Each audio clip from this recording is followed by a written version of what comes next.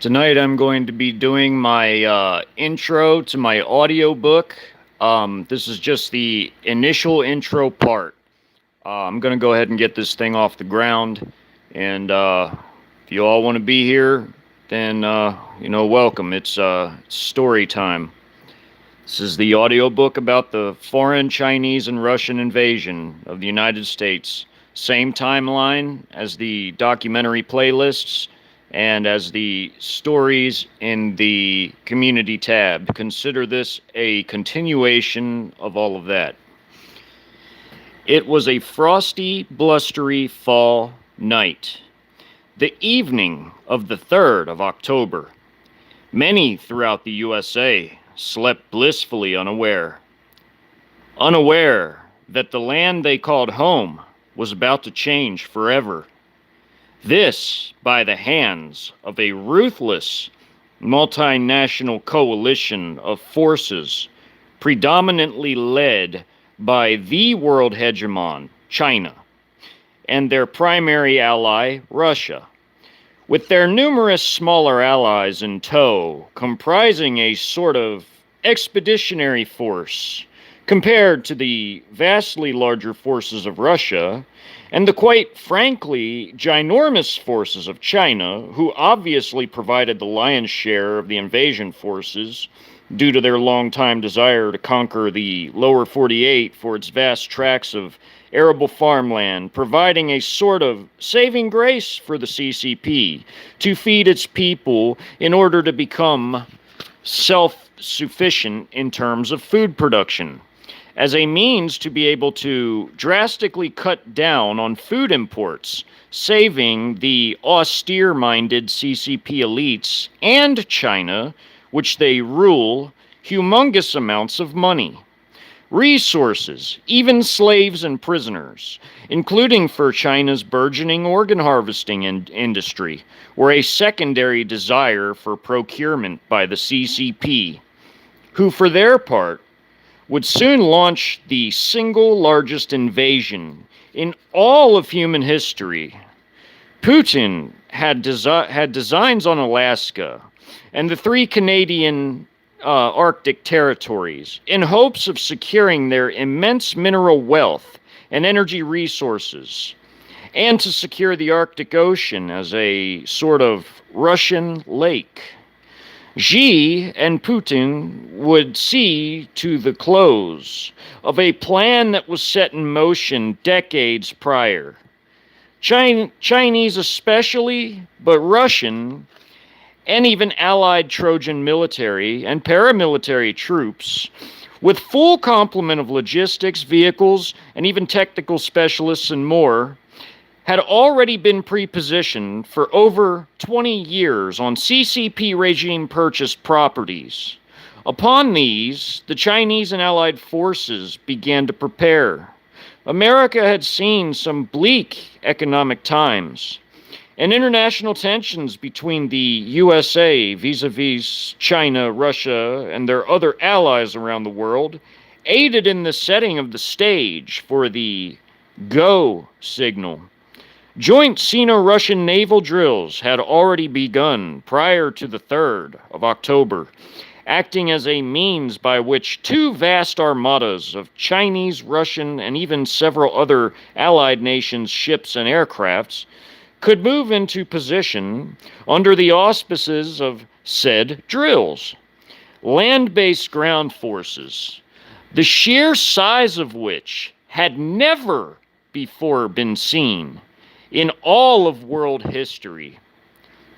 Some 7 million externals, the components that ring the nation, in 2 groups of 3.5 million in Mexico and Canada, respectively, with 5 million Trojan horse shock armies within the USA on the CCP properties, strategically placed, and some additional 500,000 beachlanders, all braced themselves for a war so fast, so potent in its sharp brutality, that it would be the knockout blow upon America that it was to never arise from ever again. 25,000 tanks, 55,000 APCs and IFVs, 28,000 artillery pieces of all types, self-propelled guns, towed, and rocket, along with 150,000 trucks, 20,000 armored fighting vehicles, or MRAPs, and 4,000 miscellaneous vehicles of engineering and recovery and air defense varieties also, as well as other miscellaneous types. 2,200 helos, 1,500 being attack and 700 as utility as well, contributed to the invasion. The Air Armada was equally impressive, with nothing like it seen since the days of World War II in terms of the sheer numbers involved. Some 5,500 aircraft of all varieties were assembled for the air war between all of the Allies contributing. China and Russia contributed the lion's share of the combat aircraft, as well as fuelers, AWACS, electronic warfare planes, and even transport aircraft. The logistics were equally immense. Decades worth of fuel, ammunition, shells of all types, missiles of all types, rockets, spare parts, lubricants, oil, tools, medical supplies, food, including MREs, as well as water, and miscellaneous items of every conceivable type necessary for the achievement of such a monumental undertaking. External components would rely on both their logistics in Mexico and Canada, as well as those provided by key Trojan logistical elements set up at CCP regime properties along the key invasion routes, making their quick movements inland toward the center possible at a pace never before seen in the history of war. This was a key facet of hybrid warfare. Other Trojan forces were to be tasked with the rapid seizure of primary and secondary objectives near to their starting points. Human settlements of all sizes, cities, towns, villages, key infrastructure and installations were the main objectives, with tertiary objectives to be taken once the whole land had been thoroughly saturated by all invasion forces, before fanning further out into more ruralized areas. As time crept nearer to midnight, the start of the 4th of October, and the invasion itself even, the 5th Column forces, in contact with the command forces, who coordinated and facilitated the intel gathering within the USA for the embedded Trojan armies, as well as being saboteurs and cultivating proxies, received the muster signal from officers of the MSS Battlefield Intelligence Section, the MSS being the Chinese Ministry of State Security, Intelligence Battlefield Section, who worked directly with the Armed Forces General Staff of the CHICOM invasion forces, and, more or less, of the whole of the invasion forces themselves. As the signal was sent between 10 and 11 p.m. on the 3rd, the Chinese and other Trojans raced to their CCP properties, bases in quotes, as per their civil-military fusion policy. They suited up upon arrival, held accountability formations, then briefings informing troops of their missions. Apart from those procedures, the troops began to then ready their equipment and vehicles as per their specific unit types and technical requirements and pre-maintenance checks and services, and fueling when and where required. Li Chung, a private in the PLA, had arrived to the CCP farm where his unit had been based at for many years. He had been at a bar earlier when his unit's phone chain had been activated. He was with 2 other privates from his unit drinking. They always had a designated driver when out on the town. Their unit was a mechanized infantry company of 2nd Battalion of the 92nd Infantry Division of the People Liberation Army 31st Group Army. Private Lee Chang had now been living in the USA on his 18-month deployment. He originally came in with a group of his fellow troops via his so-called student visa, in quotes. CHICOM and other allied Trojan unit deployments were very discreet, and all the troops were expected to be tight-lipped and live according to their role assigned to them.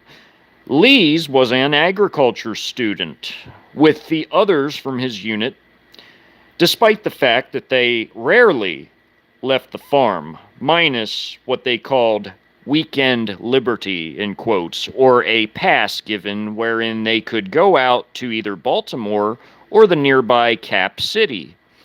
Lee began to mingle with his comrades once a series of formations and briefings had concluded.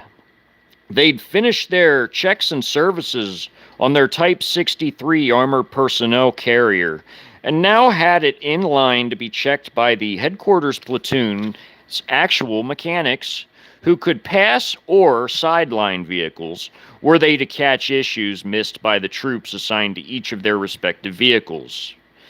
15 minutes later, the driver of Lee's squad vehicle pulled up to the mechanics. They gave it a scrutinizing once-over, mostly due to time constraints. Time would mean everything in this operation. It was all very surreal to Private Lee. Why me? Why did this have to happen on my deployment? Lee wondered to himself. He dare not say aloud what he thought. Lee hoped secretly that this day would never come. He had a wife and a son and 2 daughters back home in China. What if I'm killed? My family will never again see me. My son and daughters grow up without their father. Smack! Came a thud on his helmet, startling his deep introspective thoughts and shattering them. Hey, let's go! I know you got a cigarette, you asshole you! Shouted his comrade and one of his close friends, Private Qing Wang. Qing often was jovial and was cool to drink and BS with, but his excitement was too juvenile for a time like this. Qing was younger than Lee by about 7 years, no wife or children of his own. He and most of the younger troops were completely gung-ho, ready to go, pumped up to kill and cut down the enemy. Lee was committed, as this was his chosen career. Having had joined the People's Liberation Army at age 30 to support his family and see the world, he would do what he needed to, but no further than that. Lee didn't secretly want to necessarily kill Americans, but he resolved to do so only if no other choices revealed themselves. He felt a little out of place among the younger troops at his age, but Lee would do whatever the mission the PLA and the CCP in China called on him to do. Comrade Xi would never lie or lead us astray, thought Lee upon handing a cigarette to his friend, as now they had mounted their vehicle and brought it to the fuel line, waiting to pull up to the fueler. The mission was simple. 2nd Battalion, of which his mechanized infantry company was a part, was to move outside of the Cap, clear its hinterlands, and then serve as a quote-unquote ready reserve force for the race to seize the Cap and force the surrender and total capitulation of the regime and all of its forces.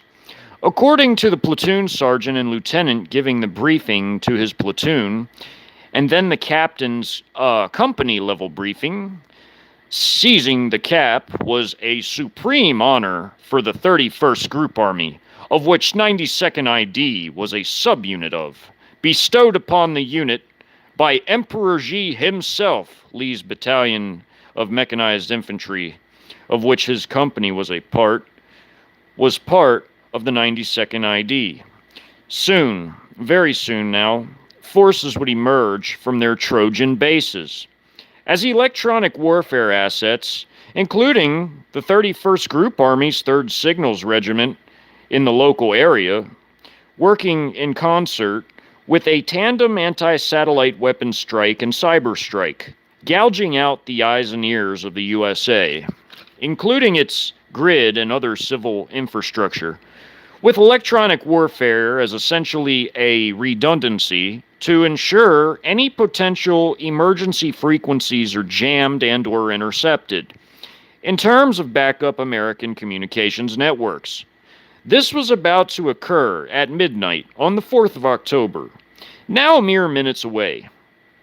2 hours beyond that, by the time many of the forces would have or just be reaching objectives from their respective jump-off points, a massive nationwide Club K strike was to ensue, with many thousands of cruise missiles hidden and embedded throughout the land, which would add to the shock and awe, together with the sea-based planes and weapons strikes, the Air Force armadas flying repeated waves over the land to provide all types of support missions, air superiority missions, ground attack missions, precision strike missions, carpet munitioning, and other types of strategic strikes, as well as dropping off paratroopers in terms of cargo aircraft or logistics.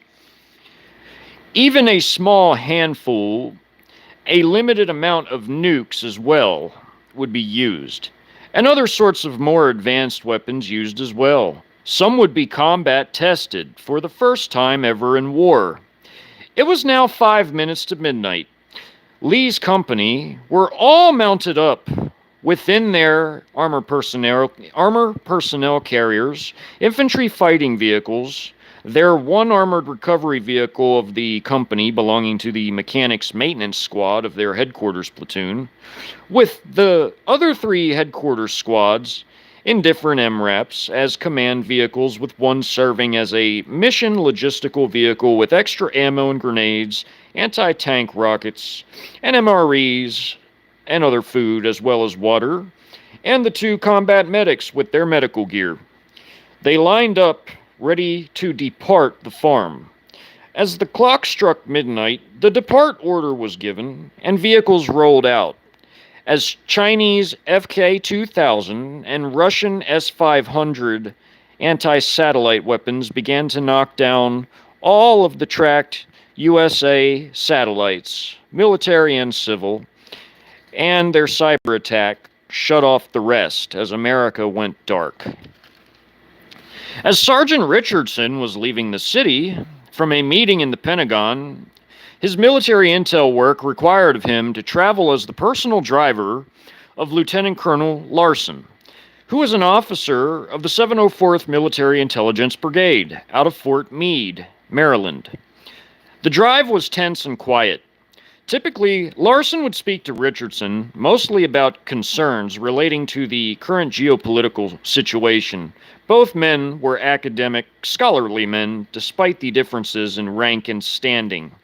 Military intelligence, of course, requires troops with functional brains and analytical abilities, constantly piecing together puzzles. On the way back to Meade, all the lights suddenly went out, in the city, along the highway, and all the way around. Part 2 to be continued next. Let me see who's in here. Ken, welcome, my friend, welcome. Yes, it's story time tonight. This is just the introductory. This is the introductory chapter, and as I release these, I just wanted to get this thing kicked off. As I release these, I will release them, or try to at least, several or maybe 5 at a time as I do these. I just wanted to greet everybody who is in here for the introduction. I hope everybody enjoyed story time. You all be blessed. You all have a great night. Thank you for coming.